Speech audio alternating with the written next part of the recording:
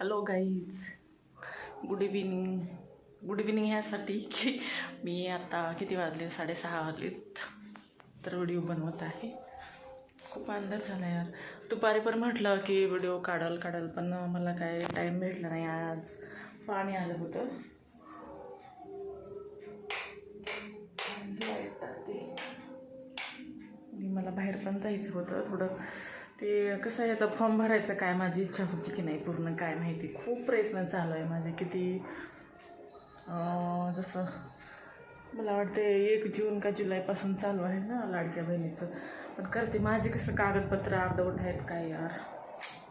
माणूस आपण कसं नशिबाला आणि देवाला दोष देतो, पण ह्याच्यामध्ये त्या नशिबाचा माणसाचा अजिबात दोष नसतो बरं मैत्रिणीनं.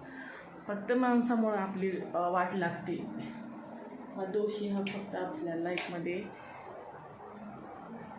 आपल्याला काय म्हणते ते आपल्यावर टीका करणारे, नाव ठेवणारे, जळणारे, हसणारे हे फक्त आपलेच असतात, आपल्या जवळपासचेच असतात. त्यांना भलं झालेलं म्हणजे चांगलं म्हणजे बरं वाटत नाही. त्यांना वाटतं की जाऊ द्या, त्याची परेशानी चालली, चलू द्या, कोण भलं करत नाही. मी नोकरीसाठी एवढे प्रयत्न केले.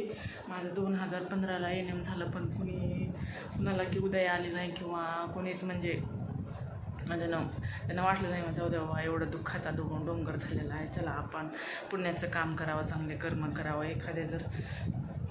एखाद्या जर व्यक्तीवर जर वाईट वेळ आली तर जरा दुःखामध्ये आपण साथ द्यावी.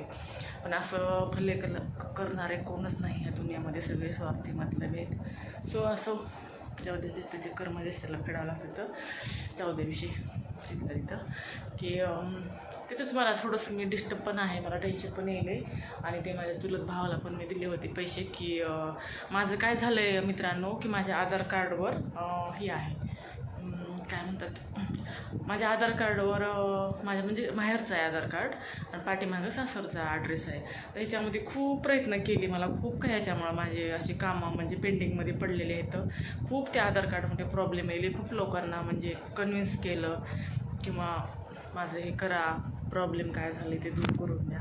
पण जाऊ द्या, भलं करणारे कोणीच नाही आहे. कसं आहे माझं कसं आहे, मी आजारी असले काही असलं प्रॉब्लेम टेन्शन दुःख असलं तरी आपण दाखवत नाही. आपण चटणी भाकर का घरात असताना पण आपण टापटीप राहणं आपल्या ह्याच्यामध्ये असते. मी आता आमच्या शेजारीसुद्धा प्रॉब्लेम जिथं राहीन तिथं शेजारचे लोकंसुद्धा मला कधी बाहेर पडलं का म्हणजे गेटच्या समोरचं वगैरे साफसफाई करताना झाडताना वगैरे मला लेडीज असं म्हणतात, काय होत आहे तुम्हाला बोर होतं आहे का नाही की म्हणजे दिवसभर तुम्ही म्हणजे तुमच्या कामानिमित्तच बाहेर जातो आणि सारखं एनी टाईम म्हणजे तुम्ही बाहेर पण येत नाहीत, बोलत नाहीत, काय नाही. पण मला नाही आवडत ते. मला थोडे काम असतात का माझं हेच तर काय म्हणतात हे घरकामं करण्यामध्येच, घरातले कामं आवरण्यामध्येच माझा पूर्ण दिवस जातो. पूर्ण म्हणत नाही पण अर्धा दिवस जातो, 2-2.5 वाजतात मला. आणि त्याच्यानंतर मग ही असते मोबाईल हातामध्ये. किती म्हणजे आता मी सगळीकडेच आहे. इंस्टाग्रामला आहे, परत फेसबुकचं पेज काढलं 1 महिना झालं, फेसबुकला आहे, परत यूट्यूबला आहे. आता मला ह्याचं टेन्शन असते, लाईक फॉलो किती आले काय नाही हे पाहायचं, व्हिडिओ म्हणजे अपलोड करायचं, हेच काम चालू आहे. बघू आपण हे फुलाची पाकळी कधीतरी येशील मला. तर काही लोकांना असं खटकतं आहे की तोंडावर कोणी बोलून दाखवत नाही मला, पण माझ्या मुलांकडे वगैरे असं म्हणत होते स्टार्टिंगला की जाऊ द्या काय आपण माझा मोबाईल मी माझ्या कस्टमर तिथं माझ्या मोबाईल चार्जर रिचार्ज टाकते. आपण कोणाचं घेणं देणं नाही आहे. आणि हे नाव ठेवणारे कोण फुकटचे आहेत की काय ती म्हणतात ना बिनपगारी फुलाधिकारी असे काय आहेत लोक. जाऊ द्या, त्यांच्यात काही लक्षात येत नाही. पण मी थोडंसं डिस्टर्ब होते आणि माझं कसं आहे 7-8 दिवसांनी पण मला थोडंसं म्हणजे ताप वगैरे डोकं दुखत आहे. मला हॉस्पिटलला पण जायचं आहे, पण आता ह्यांना टाईम नाही. सारखं उद्या. आता पण मला बाहेर जायचं होतं. सम्यक केला आहे बाहेर, ती क्लासला गेला. त्याचा क्लास असतो फक्त 1 घंट्याचा आणि तो 4 घंटे लावतो, 4-5 घंटे. तर या दिवसभर पण मी म्हटलं चला व्हिडिओ काढावं म्हणजे चला यार कसं आहे 2-3 मिनटाचा काढतो आपण व्हिडिओ, पण त्याच्यात काही सपोर्ट भेटेना काही नाही. तर आता इथून पुढे माझी 5-10 मिनटाची मी तर काल परवा काढला आहे, मला ती अपलोड करायचा पण राहिलेला आहे माझा व्हिडिओ. की 10 मिनटाचा झालेला आहे. आता हा व्हिडिओ किती मिनटाचा होतो काय मला माहीत नाही. आणि आजही दुपारी मी असं प्लॅन केला होता की चला आपण व्हिडिओ बनवूया. तर काम वगैरे मला आवरायला 2-2:30 वाजले माझे काम वगैरे. आणि आता मी वरचे टेरेसवर गेले, कपडे वगैरे आणले, ते टाकलेत. आता मला घड्या करायच्यात आणि चाय बनवायचा आहे मेन म्हणजे. आता अद्रक टाकून आलं टाकून मी चहा करते पिते. आणि मला एक म्हणजे विशेष काय मेन पॉईंट राहिलाच माझा. मित्रांनो मैत्रिणींनो, नवीन असाल तर माझ्या चॅनलला सबस्क्राईब करा. समीदा साळवे या चॅनलला लाईक करा आणि सबस्क्राईब करायला विसरू नका. जुने असेल तर कमेंट करा, मला सांगा. आणि माझे व्हिडिओ कुठपर्यंत चालले, तुम्ही कुठून पाहता हे मला नक्की सांगा. तर कसं आहे, आता मी दुसऱ्यांचं पण व्हिडिओ पाहते, ती म्हणतात की हां आम्ही 1 महिन्यामध्ये 1 लाख फॉलो झाले, 1 लाख सबस्क्राईब झाले. काय यार आपलं नशीब नाही आहे. मी नशिबाला तर कधीच दोष देणार नाही. मला पहिलं वाटत होतं की देवाला आणि देव म्हणजे काय मी काय एवढं वाईट केलं, की प्रत्येकाचं म्हणणं असतं की मी एवढं काय वाईट केलं की देवानं माझं वाईट केलं. किंवा दुसरी गोष्ट म्हणजे की म्हणजे नशीबच खराब. हे पहा भावांनो बहिणींनो, नशीब खराब नसतं. आणि देवसुद्धा सगळ्यांसाठीच अवेलेबल आहे. देवसुद्धा असं भेदभाव करत नाही, की तो म्हणत नाही की मंदिराचा तर हा श्रीमंत आहे, ह्यालाच आतमध्ये एंट्री आहे ना, गरीब आहे ह्याला बाहेरच एंट्री, असं नाही. देव हा सगळ्यांसाठीच आहे, सगळ्यांसाठी अवेलेबल आहे असं म्हणायचं आहे. तर मला हेच म्हणायचं आहे की आपण फक्त आपल्याला आपल्या आजूबाजूचे थर्ड क्लास माणसामुळं आपलं नशीब खराब असतं. माणसामुळं आपले वाईट करणारे माणसंच असतात, नाव ठेवणारे माणसंच असतात, टीका करणारे माणसंच असतात. आणि आपण दोष काय आपल्या नशिबाला आणि देवाला देतो.